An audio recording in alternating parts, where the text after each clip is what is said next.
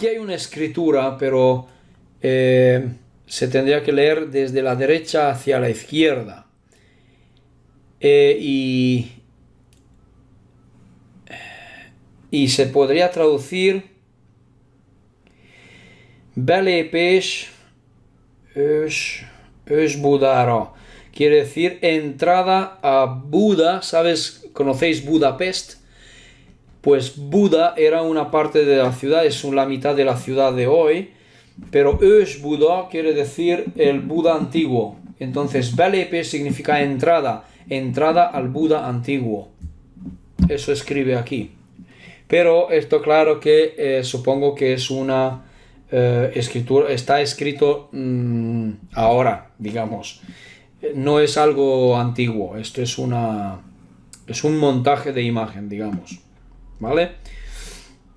Ok, aquí tenemos a Juan Moritz y a Stanley Hall en esa imagen. Luego otra más. Que voy a aumentarlo un poquito, lo que pasa es que no se ve muy bien, tendría que repasar las fotos, mejorar la calidad si es posible.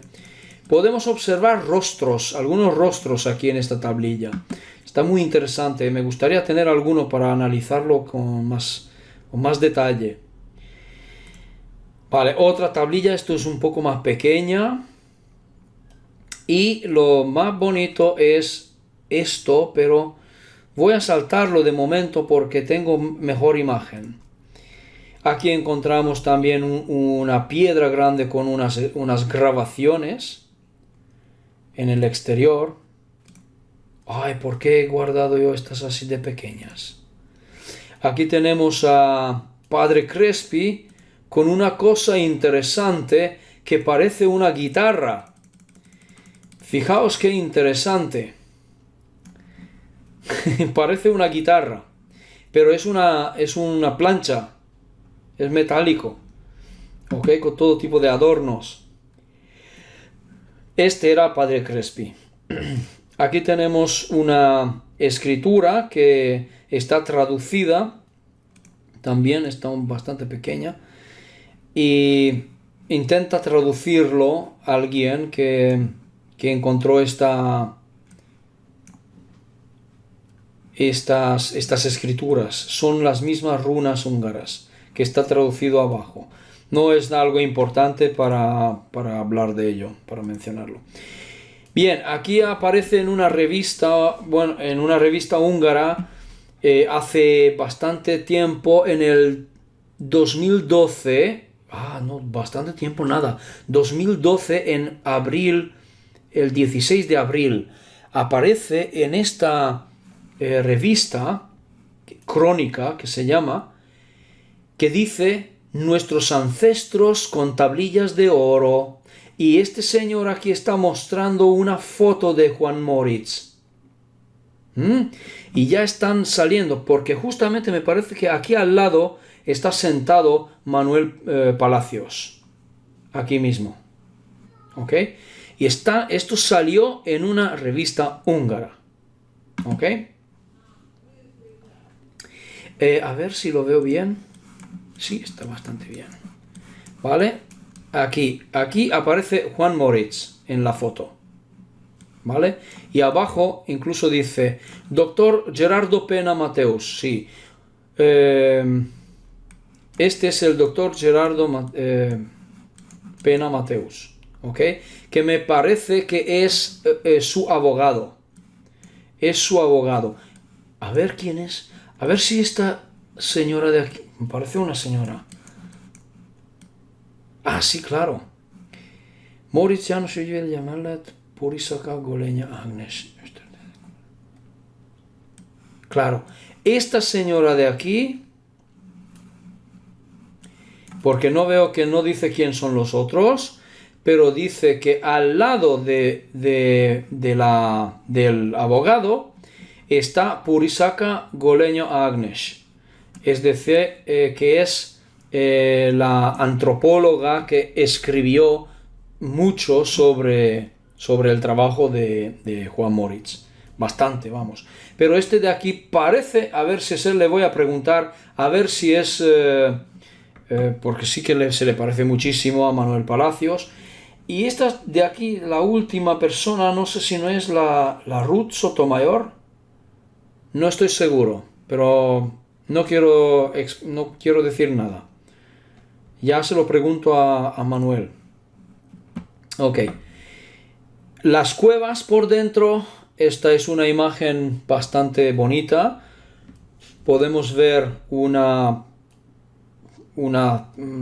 digamos así, una habitación bastante grande. Allá abajo podemos observar una persona.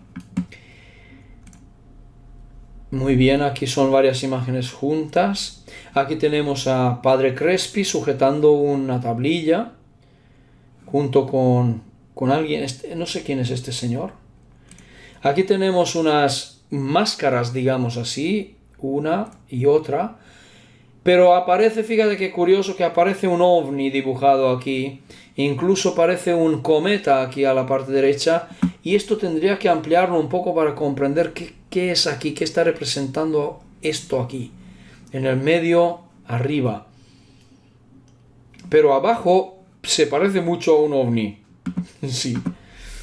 Ok, otra cosa redonda, cónica, que no sé exactamente qué puede ser, pero parece que muestra unos rostros o unos seres que también tienen sus manos así. A ver si me veis.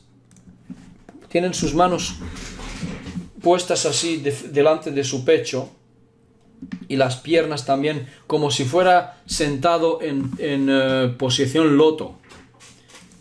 No sé si os dais cuenta. Tendría los pies aquí en el medio, aproximadamente. Tenemos a lo mejor una representación del sol en la punta. Ok, otra cosa, otro ovni. Con escaleras o con un rayo de algo. Curioso, ¿verdad? Ok. Más estatuillas, más planchas, como si fueran estatuas, pero son planchas, sí, recortadas. Aquí también tenemos otro artículo que aparece en una revista de allá, local, de Ecuador. Podríamos hablar mucho de este tema porque está escrito incluso cuándo, en qué año aparece, que yo he leído las cosas de estos de la señora esta que se ocupó de su historia. Aquí tenemos a Stanley Hall mirando aquella piedra grabada, también a Stanley Hall, a Juan Morris detrás, y Luis Nivelo dice que aquí más abajo, en una expedición de petróglifos de Limón, en este caso. Tenemos también otra vez la entrada con la piedra recta. Y tenemos una cosa interesante aquí, que es realmente una silla, que se dice que es una silla real o es un trono, con otra palabra.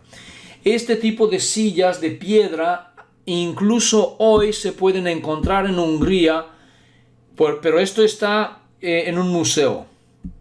Pero Juan Moritz encontró este tipo de sillas dentro de la cueva, porque habla en su obra.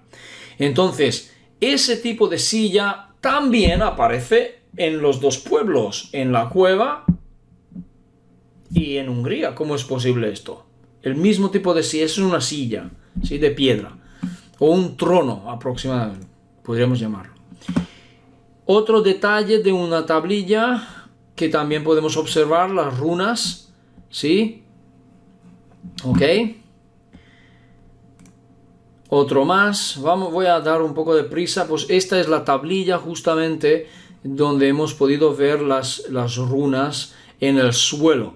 Y también podemos observar como si fuera un sacerdote mira que aquí tenemos una serpiente, aquí tenemos otro serpiente, aquí tenemos unas estrellas, como con unas pirámides de cierto modo, no sé cómo están, o montañas quizás.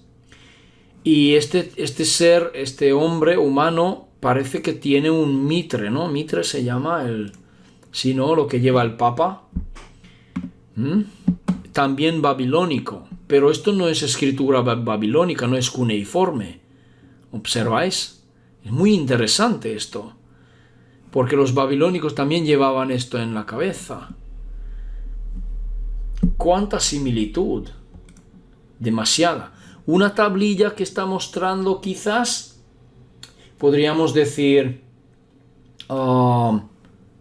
dos reptiles, pero uno parece cocodrilo, el otro parece quizás, no sé, un dinosaurio, no lo sé, algo bajito.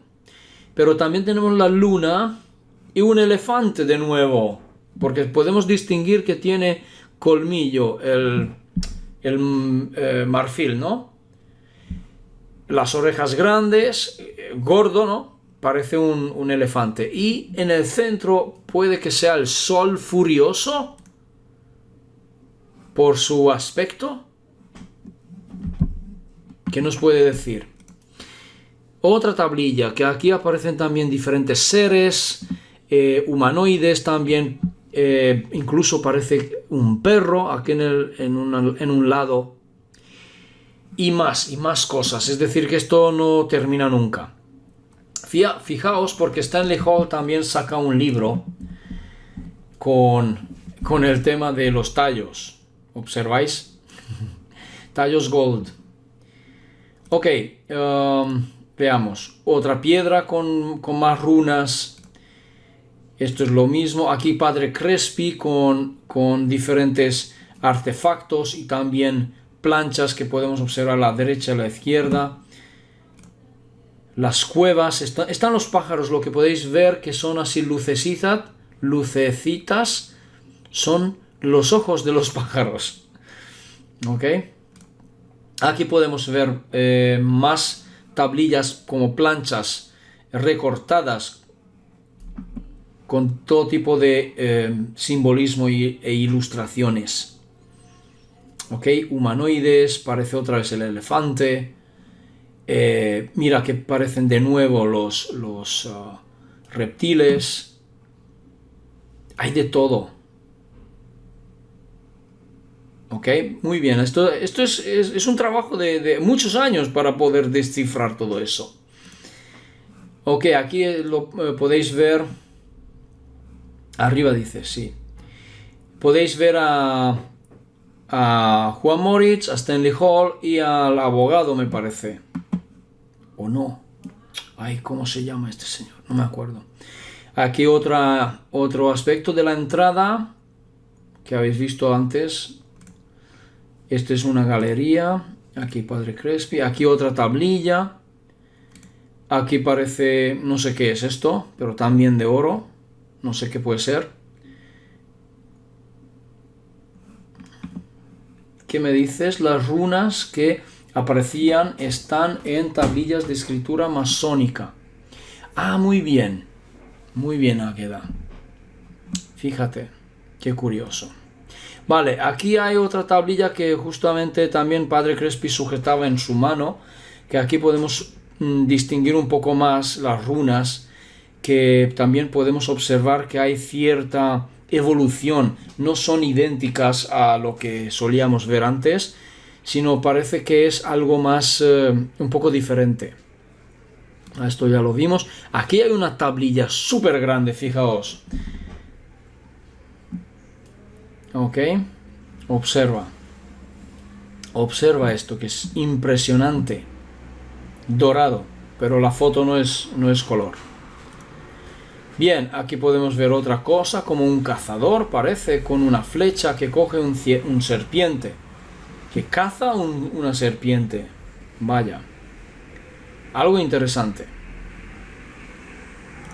Ok, aquí lo mismo que antes, aquí también la guitarra. Aquí se ve mejor un poquito lo que son las inscripciones sobre la guitarra, ¿no? Pero no es una guitarra. No sé qué puede ser. Puede que sea una guitarra de algún gigante. ¿Por qué hacer un instrumento tan grande? Bien, aquí podemos ver aquella tablilla y podemos descifrar ciertas cosas aquí. Ok, esto es...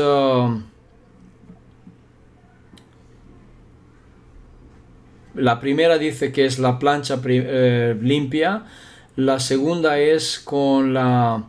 Esto me parece que viene de Manuel, que dice con la identificación suya, y la tercera es el estudio que es en negro y en color, que dice Brahmi y Harappa, y en rojo dice Mayar.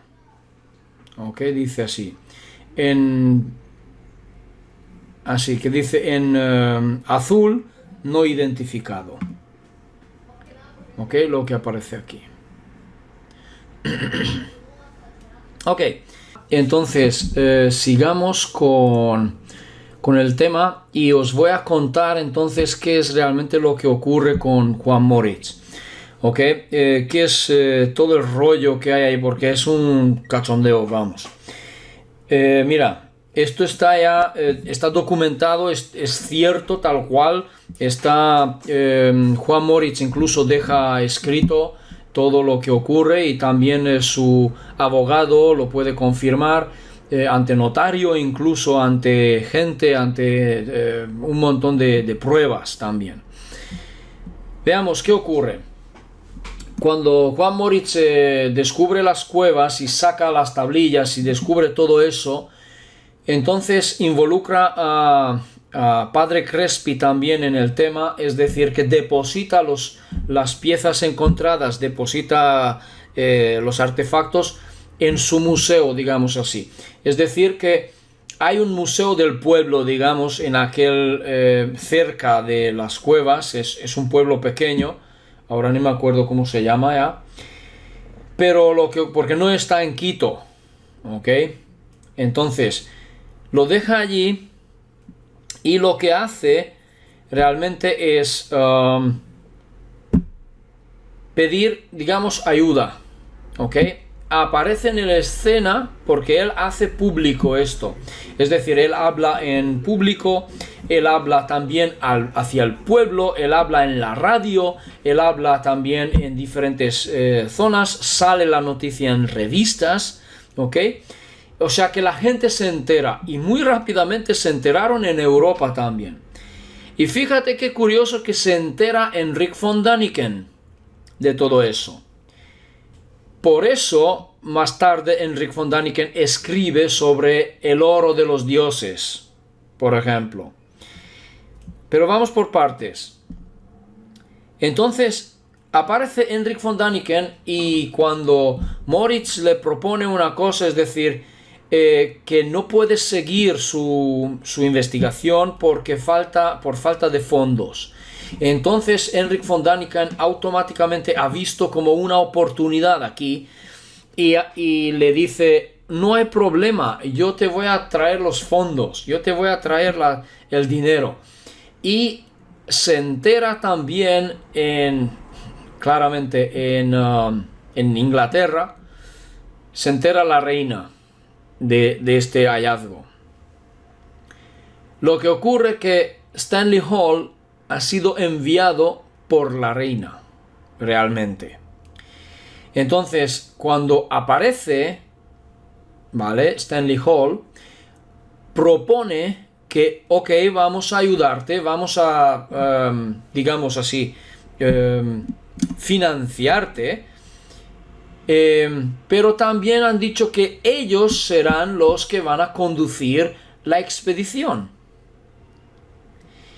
Lo cual automáticamente Juan Moritz no lo aceptó. Es decir, que dije, mejor no, lo único, o sea, únicamente puede aceptar eso si él sigue estando al mando, digamos, de la expedición. Él sigue dirigiendo la expedición, y solo así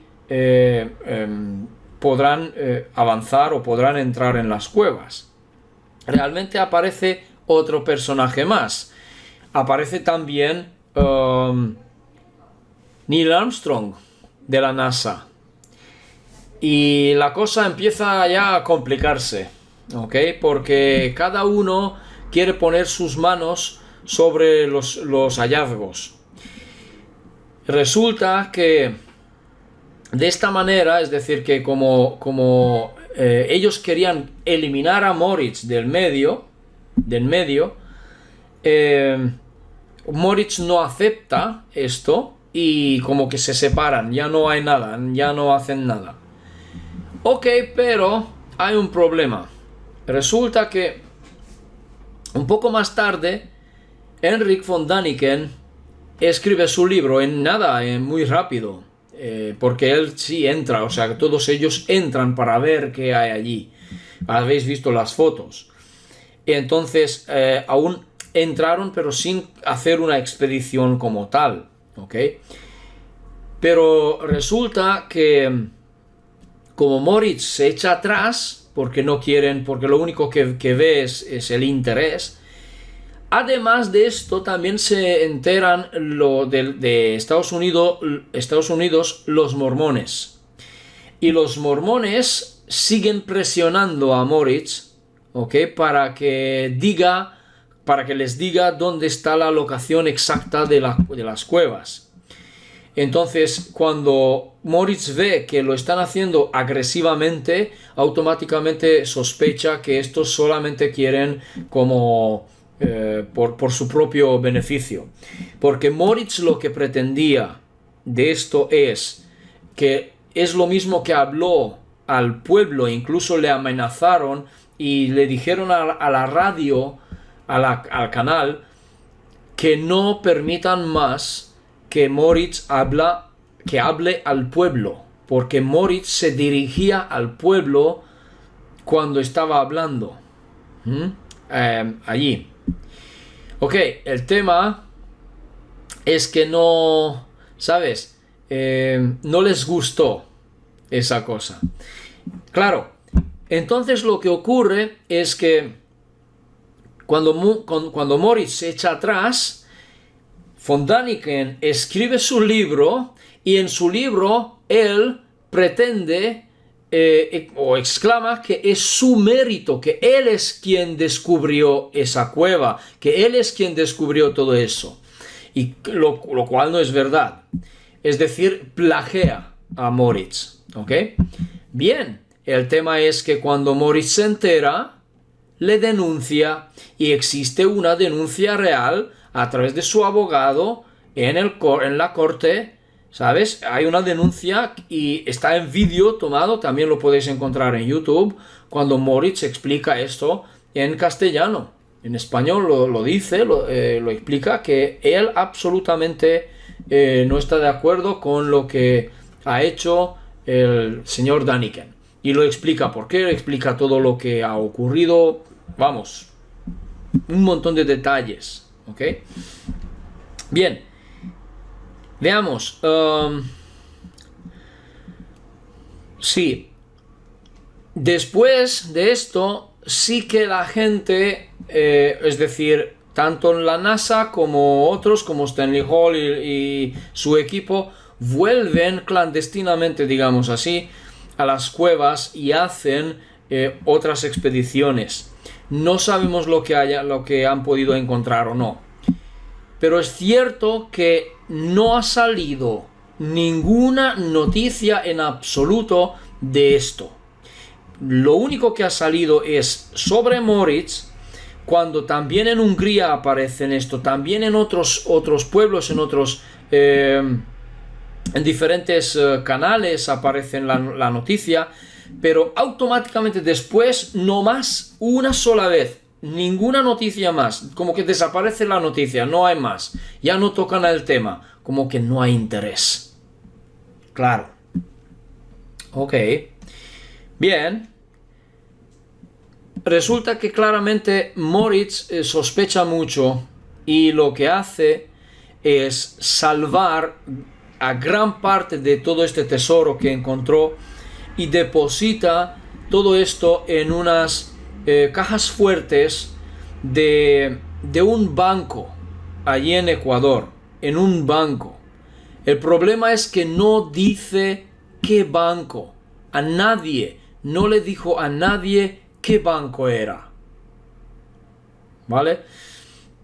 Entonces, el tema es bastante difícil para encontrar, para que sepamos en qué banco es, dónde están estas piezas. Pero una otra parte deja, digamos así, en manos del padre Crespi. Moritz muere más tarde, porque pasan los años. Entonces cuando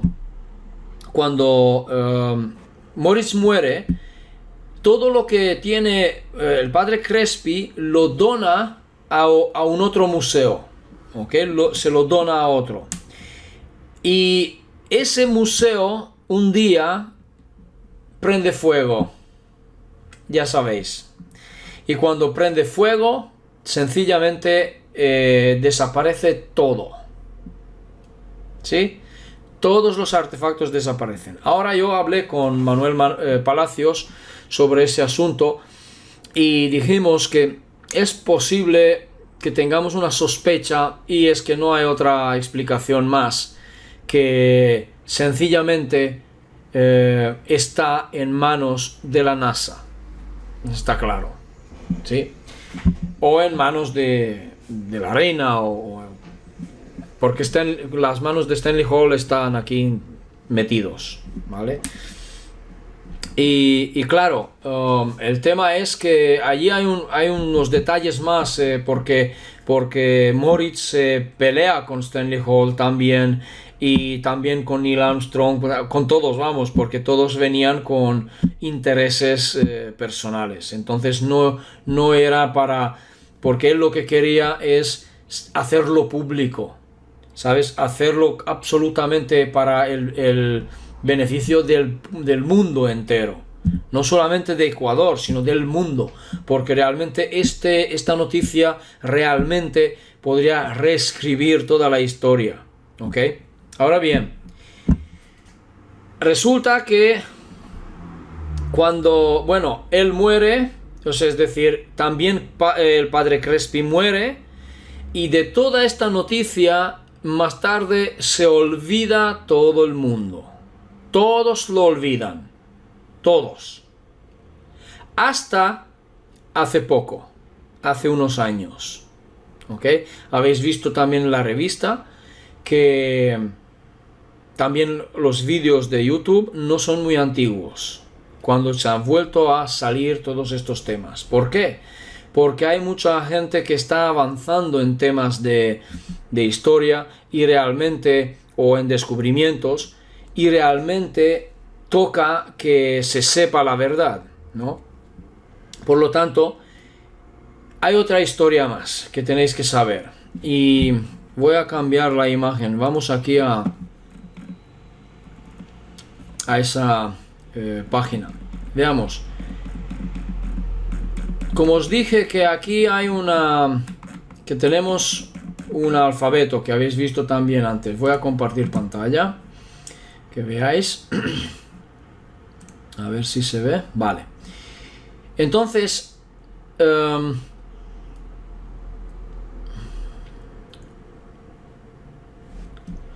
ok, bien. Entonces, tenemos ese alfabeto, ¿vale? Y resulta que ahora recordad el alfabeto, porque os voy a explicar un pequeño acontecimiento. ¿Okay? Este es de una página de Dan Winter. Dan Winter descubre ciertos aspectos de las letras hebreas y el sonido y la frecuencia del sonido que realmente está, es decir, aparece en un campo electromagnético incluso. Es tal como podéis observar en esta imagen de fondo verde. ¿Ok? ¿Lo veis? Ahora. ¿Ok? En fin. Veamos. El tema es que aparecen unos discos que se llaman tordos. Los discos tordos. También escritos con runas, que también se pueden descifrar alguna cosa, pero esto parece que es escrito por un niño que no sabe escribir, digamos, ¿no? Pero sí que se sobresale, por ejemplo, el símbolo del infinito, por decir. Ok, resulta lo siguiente. Veamos, las arvisuras, porque tenemos que volver un poco con las arvisuras. Las arvisuras hablan de dragones en el cielo. Hablan, como os dije, hablan de los dime, de Enki, Enlil, de los Anunnaki, de otra gente también.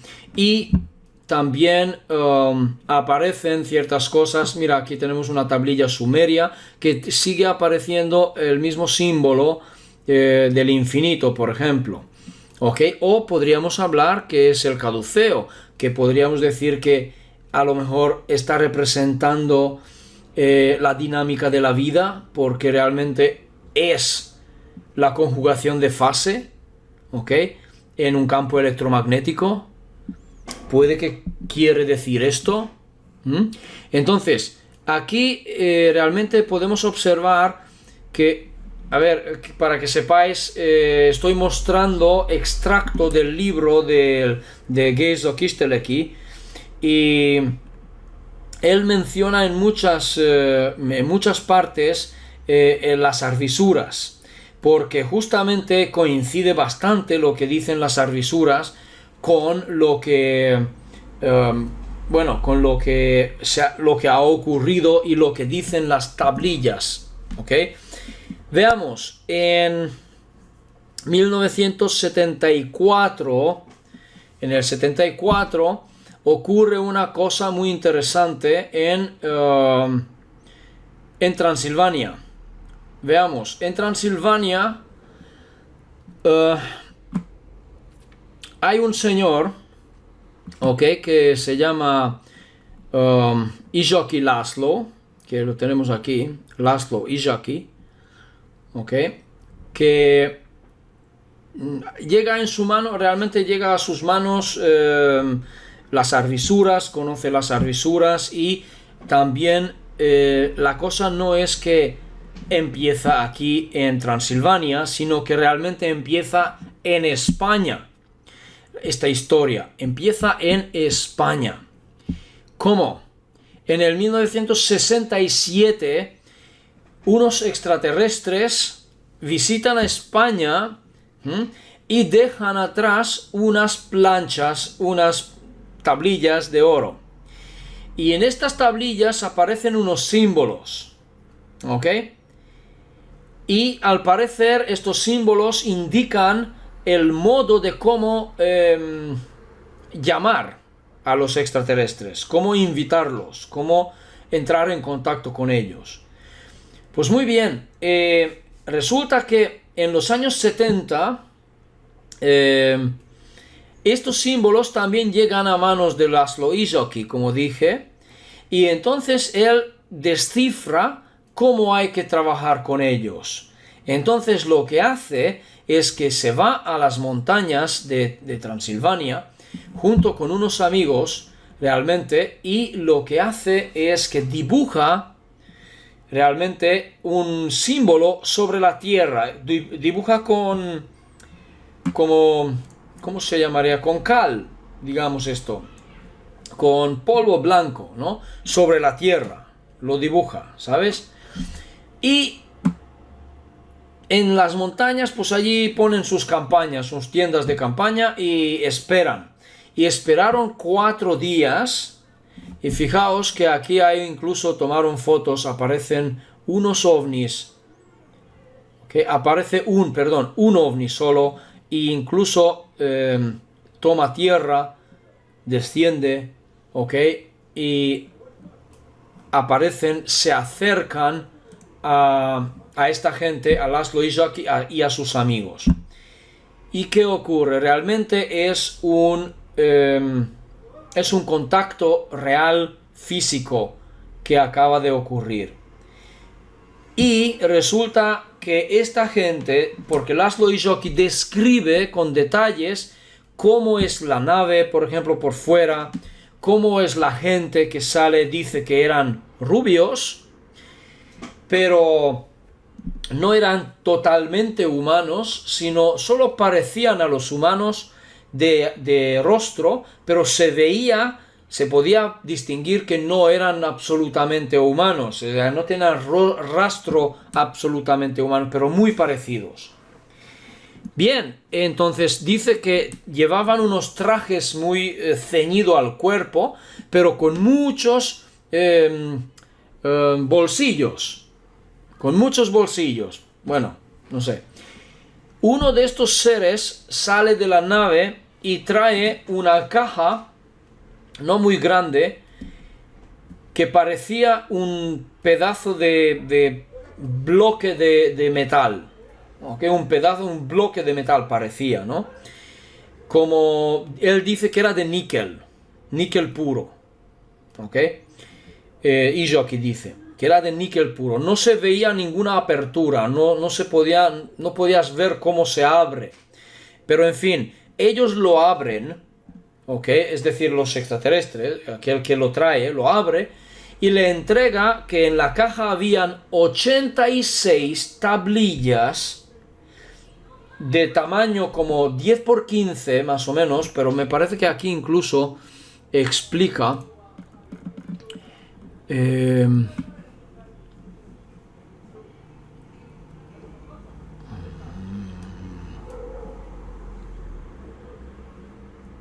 ¿dónde dice el tamaño? Porque recuerdo que al haberlo leído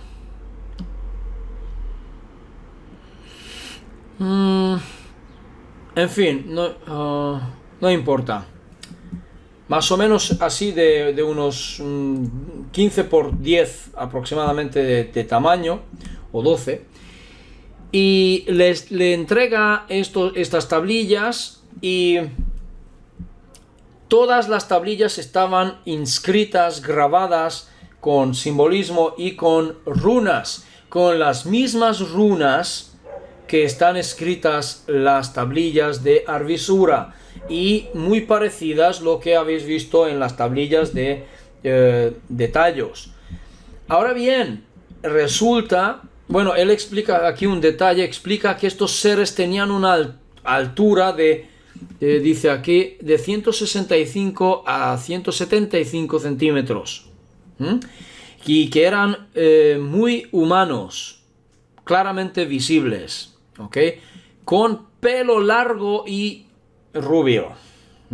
Y dice que tenían un símbolo en su vestimenta como la menora, pero invertida también.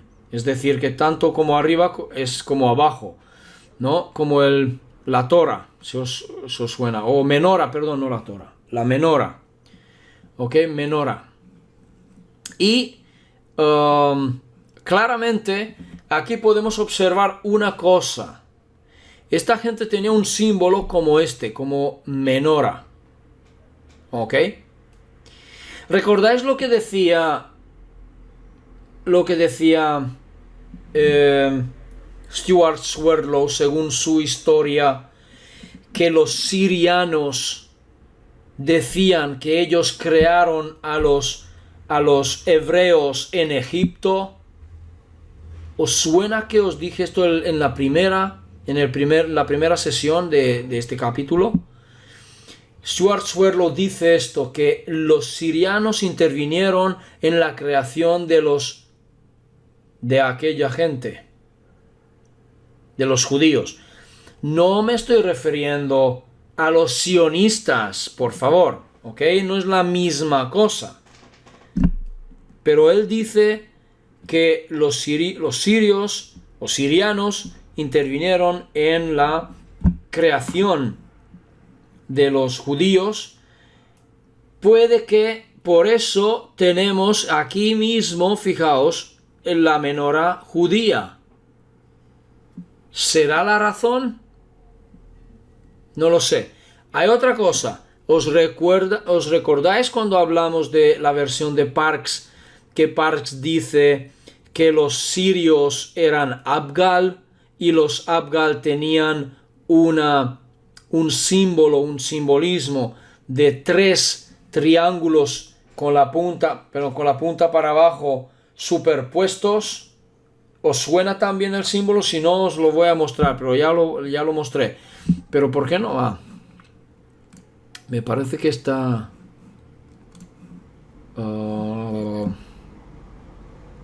sí, lo tengo aquí también. Os lo muestro, ¿por qué no? A ver. Porque lo dice en su libro también y lo comparte con nosotros. Mira, así como lo veis aquí. ¿Ok?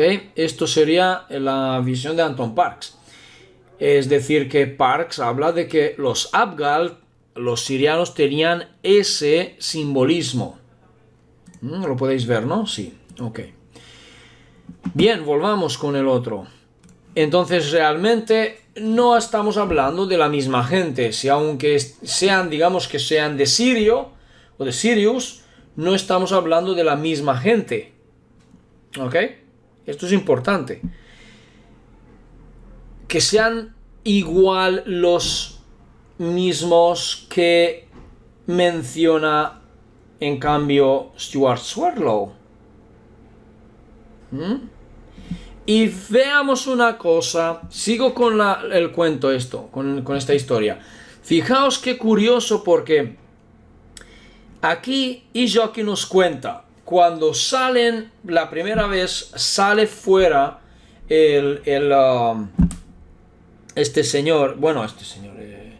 estos extraterrestres salen de la nave, les saludan extendiendo los brazos lateralmente. ¿Recordáis que cuenta Stuart Swerdlow de su historia, que dice cuando él tenía 8 años ha sido abducido, digamos así, y se reúne con 5 personajes aproximadamente, y cada uno expone su tema? Es decir, que incluso podemos recordar esto. Aquí dice de la derecha hacia la izquierda, hablando. Primero era un reptiliano grande, y luego ahora lo describe, explica un poco, explica qué es lo que propone, cuál era su misión aquí, por qué ha sido elegido él como representante de ellos. Después dice, a ver, ¿cuál era? Next to speak. Sí, aquí era uno anfibio. Dice aquí que parecía mucho a una criatura de la Laguna Negra, dice. Muy húmedo y muy resbaladizo parecía. Ok, explica.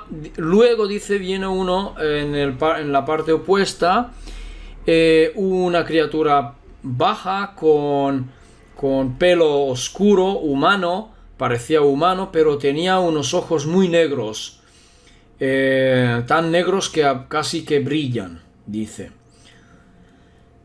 Así, luego explica que había o sea, que este ser venía...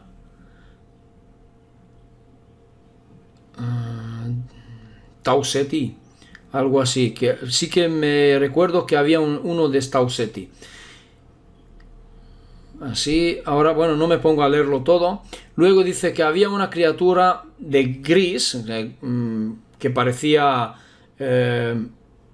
blanquecino, grisáceo, que tenía ojos grandes, negros, y una nariz largo también, dice. Y dice que detrás de su cabeza había como una cortina que le rodeaba la cabeza, que es interesante. Y dice aquí que este era que venía de Rigel. Sí, el último ha interrumpido al rigeliano, que él estaba justamente en el medio, que este ser era muy alto, estando de pie, dice, levantó sus brazos hacia ambos lados, dice así, tenía una ropa, dice, una ropa o no sé, una vestimenta blanca muy bonita, y dice que llevaba, estaba combinado con un azul. Un azul que no ha visto antes, dice. Será un matiz de azul interesante. Dice que su cabeza grande era redonda, con una barbilla puntiaguda. Es decir, que tenía dice, cabeza redonda con barbilla puntiaguda. En fin. Y dice que cuando estaba de pie, con los brazos estrechados, dice así, a ver si subo un poco, en ambos lados, así, ¿ok? Parecía un ankh viviente. Un ankh, ¿sabéis? ¿Recordáis que es un ankh? La cruz, esta cruz egipcia, ¿sí? Que arriba es redondo, tiene unas dos brazos y uno para abajo. Y este ser estaba con los brazos así y con la cabeza así grande, no sé, más o menos. Puede que tenía el cuello más largo, puede ser. Pero dice Stuart Swerdlow que parecía un ankh viviente. ¿Ok? A ver que me decís algo. Sí, ok. Águeda dice sí. Pues justamente es lo que realmente coincide también aquí en este caso, porque dice que él venía de Sirio, del planeta Qum, que aquí lo dice Qum. ¿Ok? Así dice Swerdlow. Y bueno, explica un poco, explica sobre los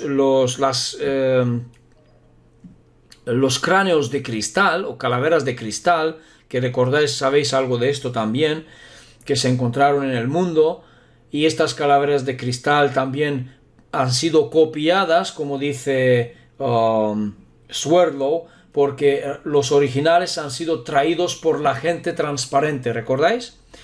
Entonces, aquí dice él que ellos crearon la civilización como conocemos los judíos. Aquí lo dice este ser, ¿vale?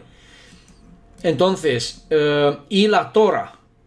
Ellos crearon la Torah, ¿vale? Y también dice las calaveras de cristal. Así. Muy bien, y explica alguna cosa más. ¿Y qué tiene que ver con Stuart Swerdlow? ¿Qué tiene que ver con su persona? ¿Por qué le han buscado, no? Entonces, a él le dicen que él tiene que ser un mensajero para transmitir información, pero en cualquier momento que si él decide echarse atrás o se decide salir de eso, entonces no hay ningún problema, porque sencillamente se quedarían, digamos, lo apartan y no sé, cuidan de él, digamos así. Si él decide salir o no hacer nada, pero él decidió pues transmitir la información. Bien, veamos. Entonces, vemos que en cierto caso hablamos de la misma gente y en otro caso hablamos de otra gente, porque Swerdlow menciona también a un anfibiano, a un anfibio, ¿ok? Que también puede venir de Sirio, que puede ser que sea aquel del cual habla Parks.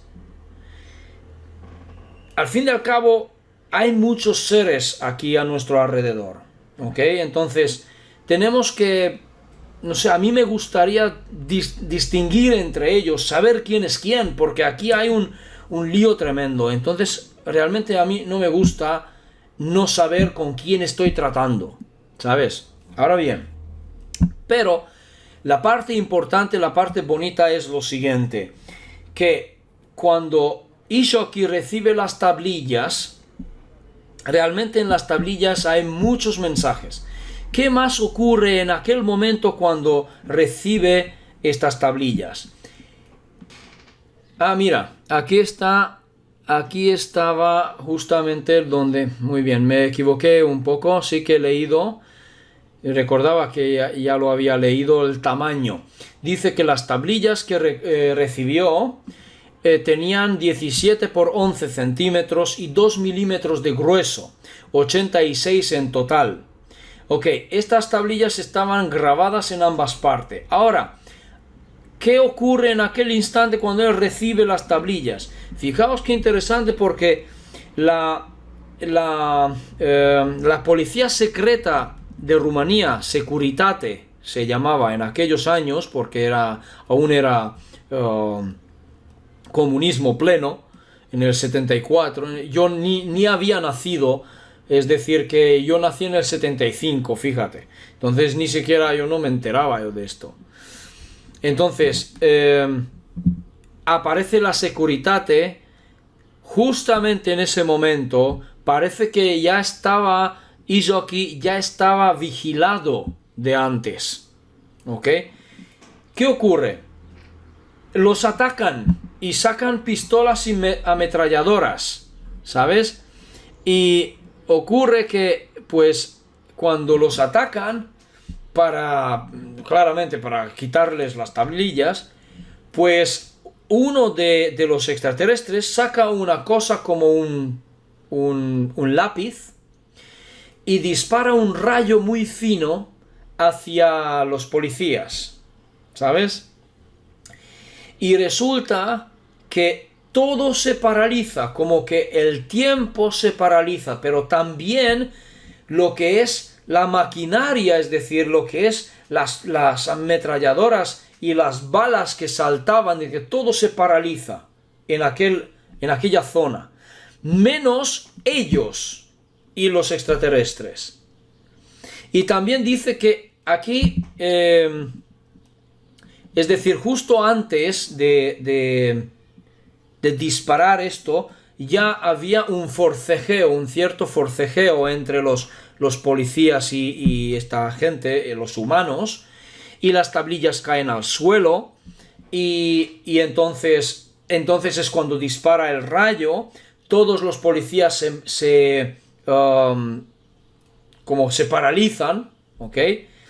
Y entonces uno de los extraterrestres ayuda a recoger las tablillas y les muestra a los humanos una dirección, que iros por ahí, por los bosques, ¿ok? Por las montañas, por los bosques, que huyan. Y entonces los extraterrestres también suben a su nave y ¿cómo se dice? Despegan, ¿no? Y se van, tal cual. Pues bien, resulta que con esto no se termina, porque lo que ocurre es que cuando ya después de irse, todo se retoma de vuelta bien, a normal, ¿no? Y estos policías estaban, digamos, persiguiéndoles. Luego les encuentran, después de un tiempo les encuentran, y tras un montón de presión y de terror que pasan estos hombres, pues al final les entregan las tablillas porque no podían tratar con ellos. Pero no obstante, ellos ya habían fotografiado y ya habían hecho copias de carbón de estas tablillas, ¿ok? Y entonces tenemos una gran parte de esto, y también Géza Kisteleki también nos comparte en su libro, y esto es lo que os voy a mostrar un poco de ello, ¿ok? Y veamos entonces, aquí justamente tenemos tenemos una tablilla, porque no han quedado todas las tablillas, no se salvaron todas las tablillas, pero una parte sí. Y esto es un mensaje, lo que veis aquí, ¿ok? Y este mensaje dice lo siguiente: podéis observar las runas, ¿ok? Y aquí también tenemos la traducción de las runas, ¿ok? Veamos, lo que dice es lo siguiente. Transmitimos a la gente de tu sol que la gente de dos soles somos nosotros. ¿Qué quiere decir esto? Como una introducción, como un saludo, por ejemplo. Y si hablamos que quién es la gente de tu sol, dice, la gente de tu sol a quien yo entrego esa tablilla, por ejemplo, tu sol es tu sistema solar, con otra palabra, ¿ok? Entonces, te transmitimos, o a toda la gente, a toda la humanidad, si quieres, que la gente de dos soles somos nosotros, es decir, los dos soles que puede ser un sistema binario justamente. Por lo tanto, lo único que podemos pensar es que el más cercano a nosotros es Sirio, es Sirius. Pero hay un problema. ¿Por qué nos habla Anton Parks de que Sirio realmente era ternario, de 3 soles? Porque él dice que hay 3 soles, no hay 2. Es muy raro lo que dice él. En fin, nadie dijo hasta ahora que en Sirio hayan 3 soles. Es interesante, ¿verdad? Ok. Bien, no importa, veamos.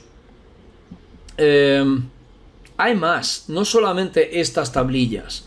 En una parte de las arvisuras también se han incluido unas tablillas y os voy a compartir algunas imágenes que son realmente... a ver dónde empieza esto. Aquí. Que también explica esta cosa al final de esta traducción. Que lo que podemos observar son unos dibujos. A ver si lo podéis ver, sí. Son unos dibujos geométricos que quieren transmitir algo. Está clarísimo. Entonces, si vamos para abajo, podemos observar más. Es que incluso estos dibujos se pueden observar como de forma tridimensional. Si puedes tener los ojos formados para ver tridimensional. Yo aquí, exactamente en ese dibujo que veis, yo veo un octaedro. Veo 2 pirámides realmente superpuestos, base en base, uno con la punta arriba, otro con la punta abajo. Yo veo eso, se puede ver esto, si puedes mirar como tal. Es un octaedro. Luego aquí tenemos varias cosas más. Entonces, como una evolución de las cosas. También puedo ver un pirámide y la otra cosa, pues también puedo ver otras formas, otras formas más. Bueno, hay que ajustarse un poco la vista. Y de nuevo tenemos el número phi, muy bien. También tenemos otra tablilla que aparece, fíjate qué interesante, aparece en el centro, en el medio, arriba, un símbolo. Un símbolo. Este símbolo también ha sido dibujado sobre la Tierra y también parece la menora, pero no vertical, sino horizontal. Es muy parecido. Veamos por un instante si se parece, ¿no? A ver dónde lo teníamos. Aquí más arriba, fíjate. Pero invertido, ¿sí? A ver si lo podéis ver. ¿Os dais cuenta? Vale, resulta que aquí explica que el símbolo realmente es el símbolo del cosmos. No es de Urano, es el símbolo del cosmos. Bueno, porque Urano habrá sido inventado por algún humano. Pero aquí dice que es el símbolo del cosmos, que también ha sido puesto en esto y no han visto nada. Pero no mucho más tarde, en una tarde de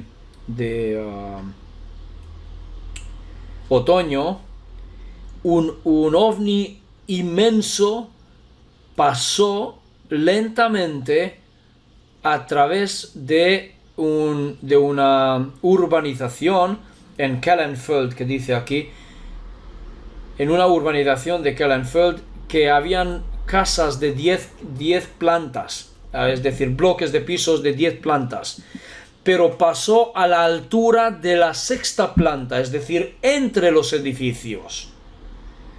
¿Me explico? Y entonces aquí incluso explica que mucha gente lo ha visto, muchísima gente lo ha visto, explica en dónde lo han visto. Y también dice que rápidamente lo hablaron en la radio, que mucha gente ha visto al ovni, pero un poco más tarde, o sea, casi nada, más tarde venían con el desmentimiento, como venían desmintiendo, de que realmente lo que han visto era un helicóptero llevando, no sé, algún tipo de cartel o algo con algún tipo de ¿cómo se llama esto? Publicidad o algo así, ¿no? Y realmente sí es verdad que habían helicópteros también, porque la gente también ha visto a los helicópteros, pero esto no era helicóptero, claramente. Por lo tanto, lo que dice que automáticamente tenían que desmentirlo para que no se vaya a propagar eso, ¿no? Que no lo tomen como verdadero. Pero mucha gente lo ha visto, ¿ok? Muchísima gente. Ok, en esa tablilla lo que podemos observar son diferentes cosas.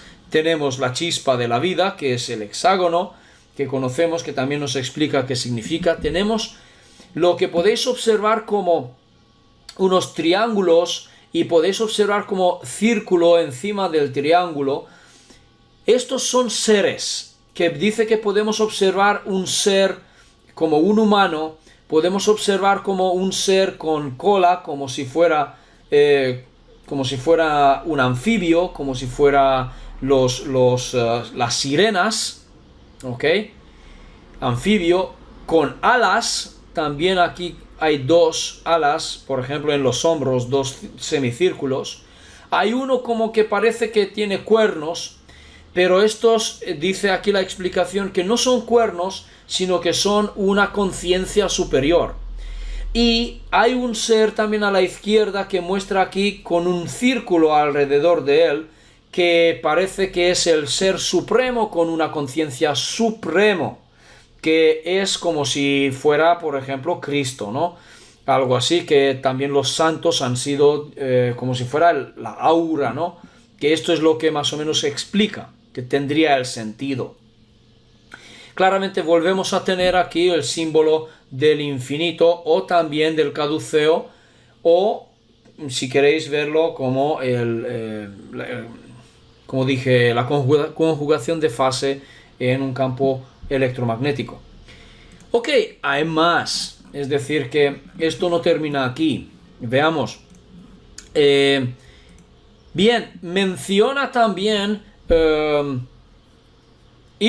Laszlo Izoki dice que cuando los extraterrestres bajaron, les saludaron, les hablaban vocalmente, les hablaban, y ellos le parecían, a él como mínimo, le parecía que estaban hablando en un dialecto griego, o como si hubiera sido el griego antiguo.